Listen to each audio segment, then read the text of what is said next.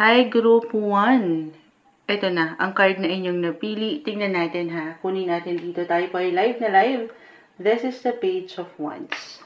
Live na live. As usual, every card readings po natin ay naka-live. The Page of Wands. Okay. So, dito pa lang sa barahan na ito ay umaangat na yung ilang i-claim na natin ngayon pa lang. Ilang positive possibilities, opportunity, potential, malawak, limitless. Maraming pwedeng ganap ngayong buwan ng June para sa inyo. Siyempre pa kung ito lamang po ay inyong paghihintulutan. Meron bang travel kung higit na magiging praktikal kahit sa simpleng pagpaplano lamang? Or meron kayong ilang agenda, ilang inaayos na ilang travel documents ba yan?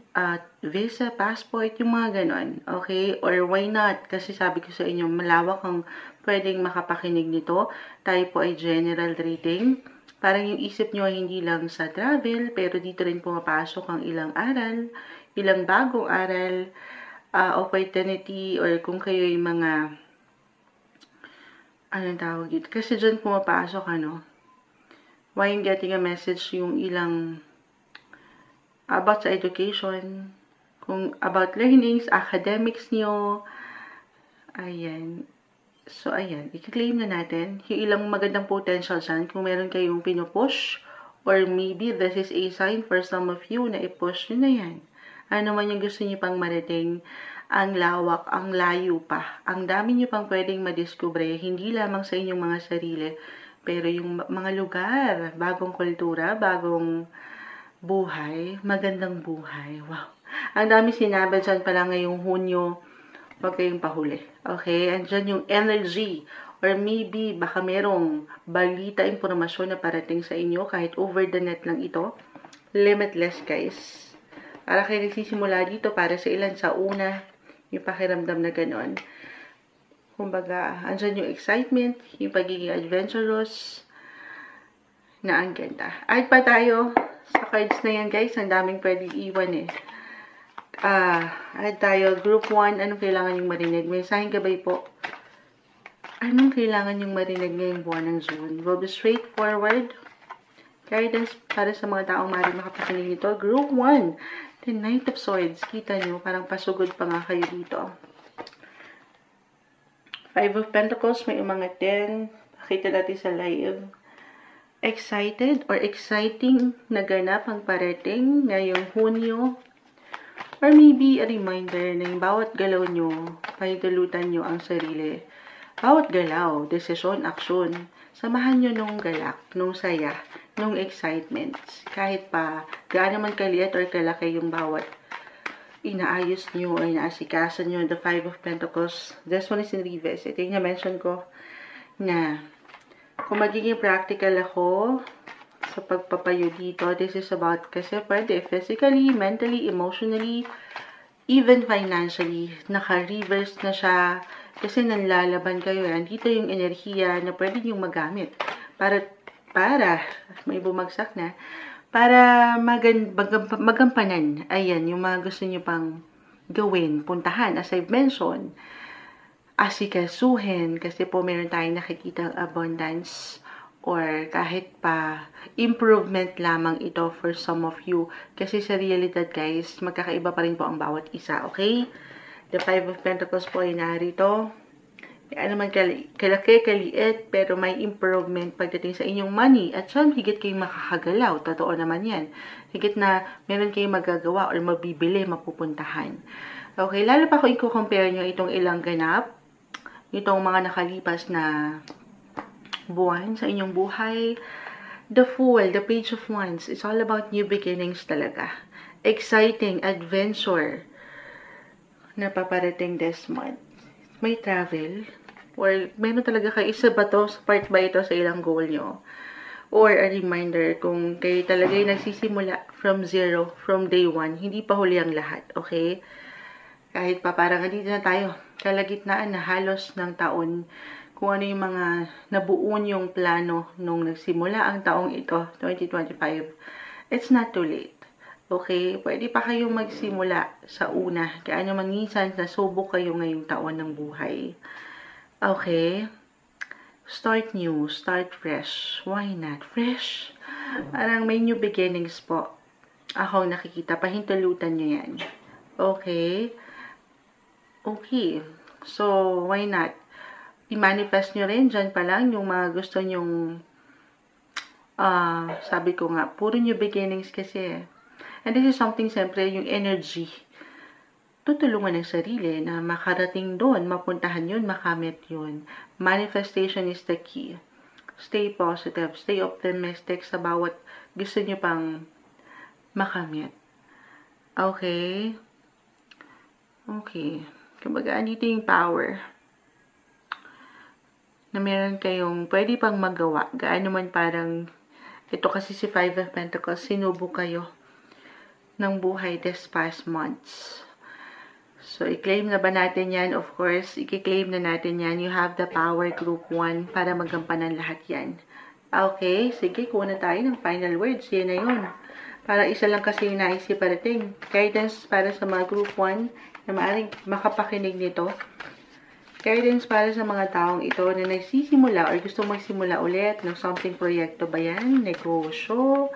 Or kahit sa inyong mga sariling kagustuhan. Physically, mentally, emotionally, it's not too late, guys. Parang ganon. Tuloy lang. Trust the process. Take everything one day, one step at a time.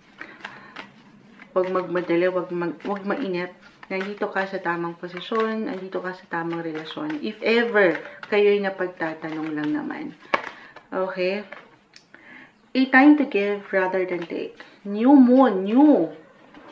New is all about new beginnings, new moon. So, yung energy ni Virgo is all about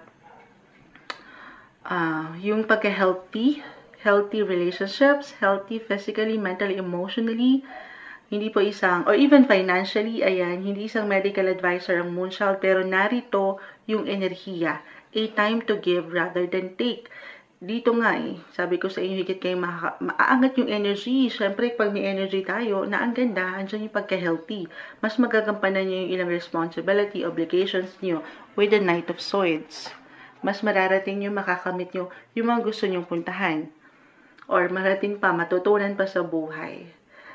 At dyan, higit kayong makapagbibigay din na ang ganda. Balance. Okay, a time to give rather than take. Ito yung umaangat na guidance, advice, messages para sa inyo ngayong June 2025, Group 1.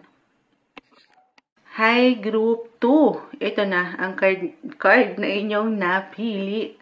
Kunin na natin, tayo po ay live na live sa ating YT. Tingnan na natin, the Sun. The Sun, the Page of Wands. Kahit ako hindi ko pa ito napupuna, guys. Basta kinuha ko to, mineditate natin. Ayan, pinag-nilay-nilayan bago tayo humingi ng baraha. Para sa inyo, Group 2, the Sun, the Page of Wands, parang iisa lang. Andito ang enerhiya, kung nakapakinig kayo sa mga Group 1. Yung energy, yung sapat na enerhiya para, syempre naman, kakailanganin natin upang maharap nyo, magampanan nyo, yung inyong mga pang-araw-araw na buhay. Very positive ang card na ito. Or maybe a message ngayon pa lang, Group 2, to be positive, stay optimistic sa buhay, hindi madali sa araw-araw, pero kung mapapangibabawan kayo niyan, totoo naman, mas magagampanan natin ng mas maayos at balanse ang lahat. Kasi positive lang tayo. Pero tingnan natin, bakit ito ang bumagsak? Group 2. Anong kailangan niyong marinig? June 2025, additional messages, guidance para sa inyo ngayong buwan. Will be straightforward. Group 2, sa taong nakikinig ngayon, anong kailangan mong marinig? Message. Minsan gabi po, bakit itong bumagsak? The Sun. Yung energy. Yung happiness. Actually, andyan yun. Yung vitality. Yung lakas. Yung strength. Meron kayo niyan. Maybe a reminder na kaya naman minsan sinusubok ang buhay, kayo ng buhay, meron kayong lakas na harapin yan. The 7 of Cups may bumagsak na. The 4 of Wands. Okay, kahit pa tayo. Anong kailangan yung marinig? Okay. The 5, alam mo, bumagsak to kanina. 5 of Pentacles reverse. Binalik ko lang dahil kasi nga, Group 2 naman na kayo. Five of Pentacles reverse. The Death card. Hindi kailangan katakutan or laliman. This one is in reverse. Okay. And the Four of Wands. Nakakuha tayo ng ilang reversal cards. Hindi naman po ibig sabihin ay hindi na agad okay, guys. Meron lang po itong kalakip na mensahe. Okay? And the Seven of Cups. Okay.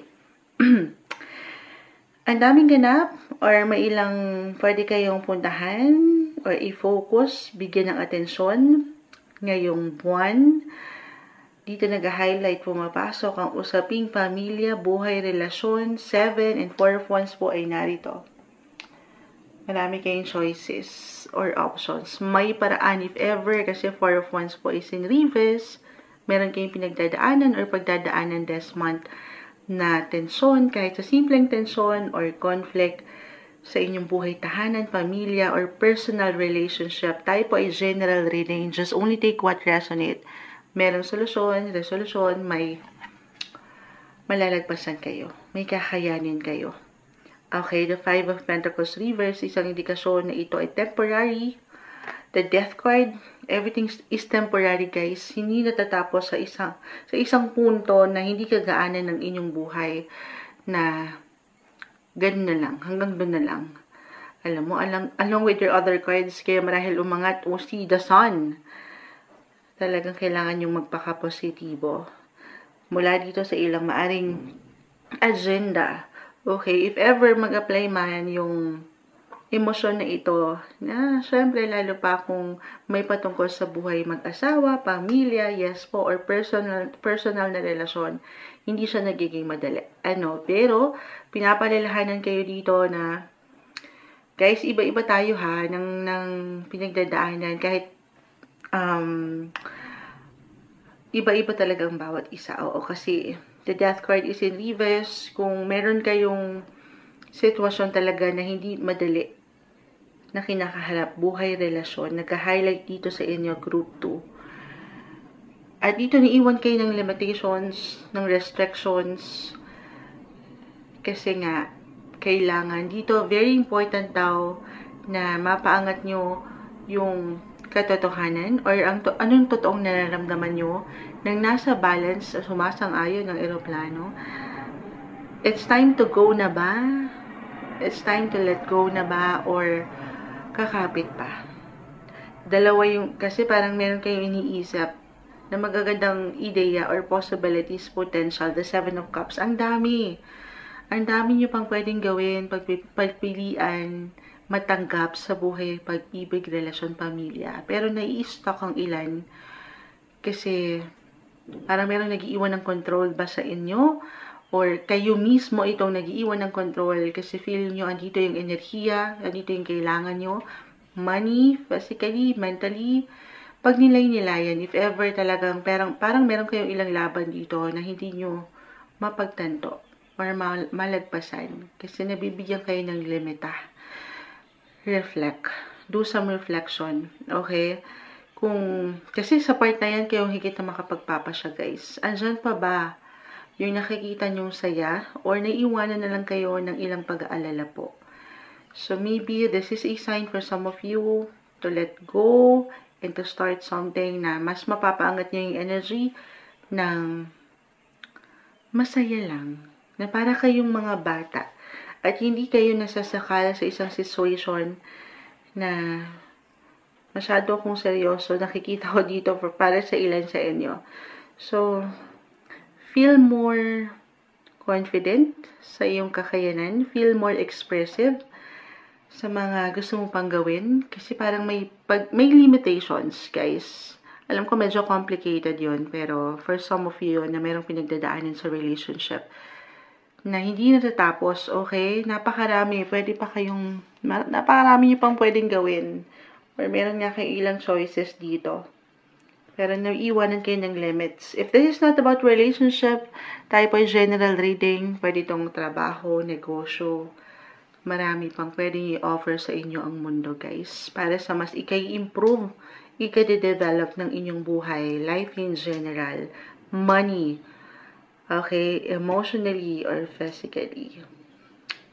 Andito yung energy, meron kayong lakas. You just have to stay inspired And happy. Okay, kailangan happy. Hindi madali, pero tanungin ng sarili, sabi ko nga, relasyon man or posisyon sa work, happy ka pa ba? At sa part na yan, ikaw po ang higit na makapagpapasya. Kung hindi mag-apply naman moonshot, wala naman, okay naman ako. Maybe, ano lang ito, dumadaan talaga kayo sa ilang personal transformation, transitions sa buhay para sa higit yung ikatatag, ikali-level up, at ikasisiya. Gusto mo yun? Ayan ang umaangat sa inyo. Para bang, yes, happiness. Kung ito'y katabing-katabi yung energy claim na natin, napakalawak ng pwedeng iwan ng baraha. Merong papasok na something abundance. Huwag lang bigyan ng limita. Kasi syempre, nasa inyo yan. Limits kung meron pa kayong magagawa pa. Meron pa ang dami. May paraan, guys.